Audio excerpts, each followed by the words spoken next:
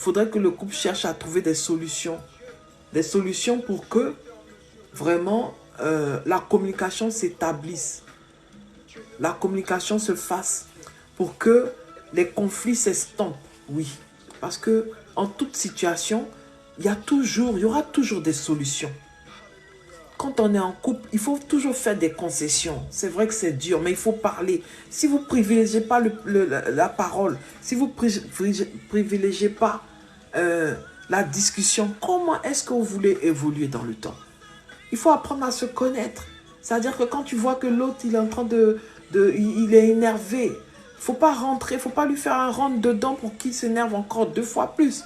Laisse-le s'exprimer et lorsque vraiment tu verras véritablement qu'il est calme et tu verras le moment parce que tu auras appris à l'observer. Tu auras appris à prendre le temps de voir ce que cette personne aime ou pas.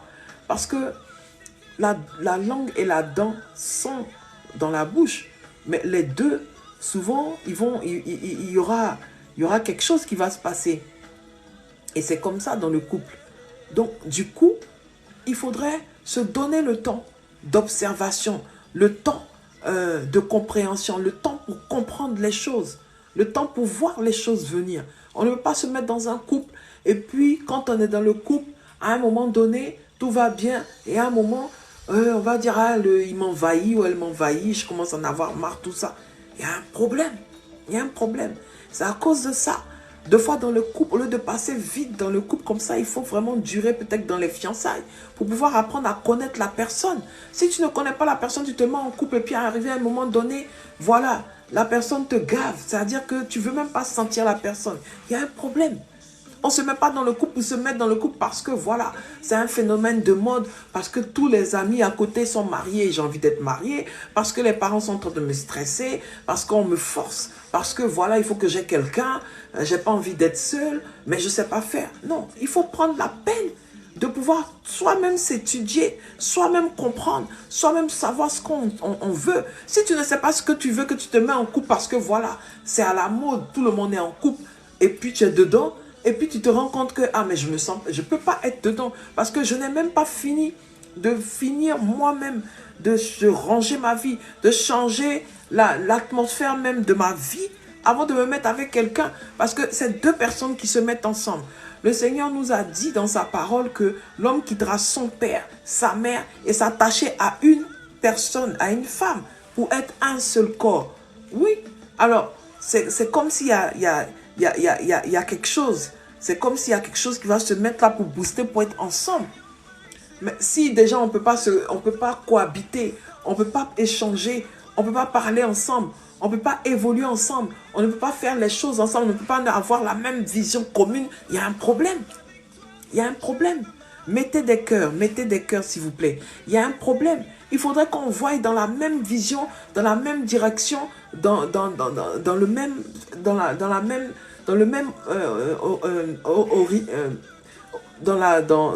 voie. Si on ne voit pas dans la même voie, pourquoi on est ensemble alors?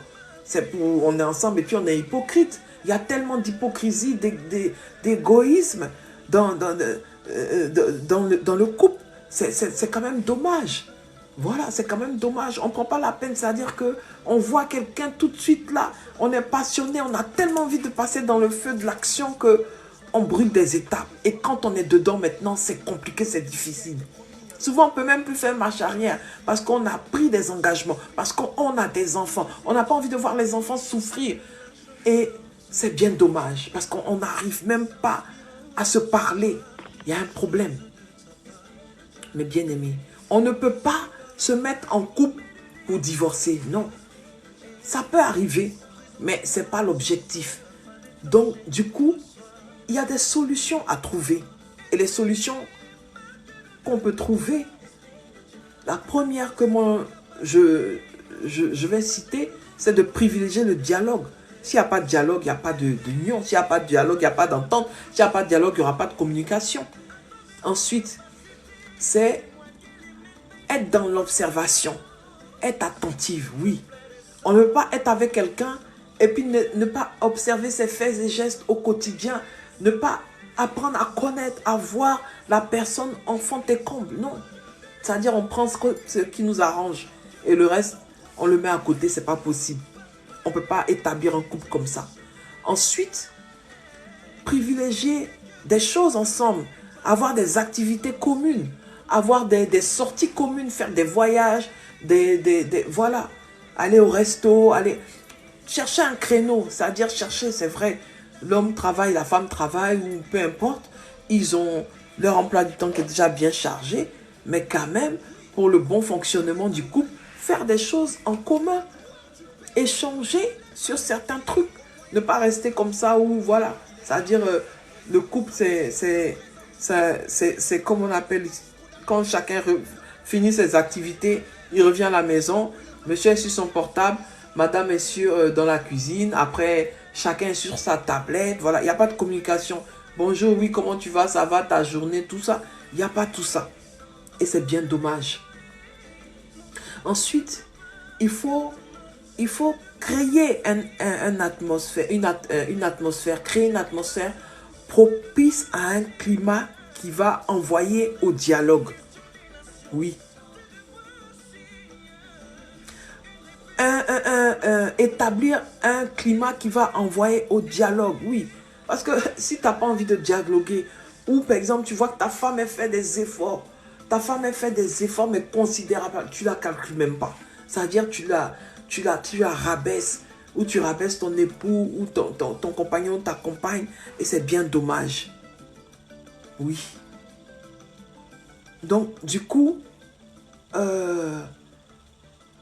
il faudrait aussi éviter tout doute et suspicion. C'est ça qui envoie la jalousie. Parce que, voilà, ta femme, elle te dit, voilà, peut-être je finis le travail, je vais aller faire 2-3 courses et puis je vais aller voir une amie. Mais tu vas penser à autre chose. Ou ton homme va te dire, voilà, j'ai envie de sortir un peu en détente avec des amis parce que ça fait longtemps. C'est un homme. Voilà, mais laisse-lui, donne-lui l'espace.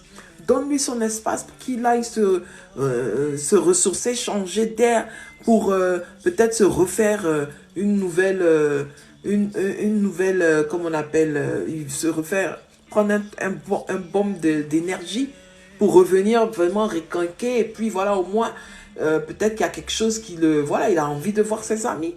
Mais non, tu seras derrière lui. À peine il est sorti, tu prends ton téléphone, tu l'appelles. Tu es où? Tu viens à quelle heure? Mais tu m'as dit que tu venais à quelle heure? Ah, mais j'entends un bruit, le bruit de la voix d'une femme. Tout ça. C'est quoi tout ça? Ou même aller fouiller dans le portable, regarder les messages. Tout ça. Mais jusqu'à quand? Jusqu'à quand? Si tu es avec quelqu'un, si tu ne fais pas confiance à la personne, ce n'est pas la peine de te mettre avec la personne. Mais bien aimé. Si tu es avec une personne en couple, que tu ne fais pas confiance, ça ne sert à rien de se mettre avec cette personne-là. Parce que le couple, c'est la confiance, c'est l'union, c'est la joie, c'est la paix, c'est l'harmonie. Voilà. Il faut faire confiance. Parce que si tu ne fais pas confiance, ça ne sert à rien. Oui, tu es toujours en train de... Voilà, il suffit que ta femme elle entre à la cuisine, tu as peut-être son mot de passe ou il n'y a pas de mot de passe dans son portable et tu commences, tu fouilles dans les messages, tu recherches. Mais c'est que toi-même, tu n'as pas confiance en toi personnellement. Tu es complexé, tu as un doute. Ou tu es en train de penser que l'autre fait les choses que toi, peut-être, tu fais dans le secret. Ça ne sert à rien. Parce que après ces choses-là nous rattrapent. Après ces choses-là font que on devient une personne autre qu'on était au préalable. Et ça gâche la relation. Et ça entache la relation. Et ça vous fait passer pour quelqu'un qui véritablement a des problèmes. Mais bien aimé, il faudrait mettre Dieu au devant de l'union. Oui.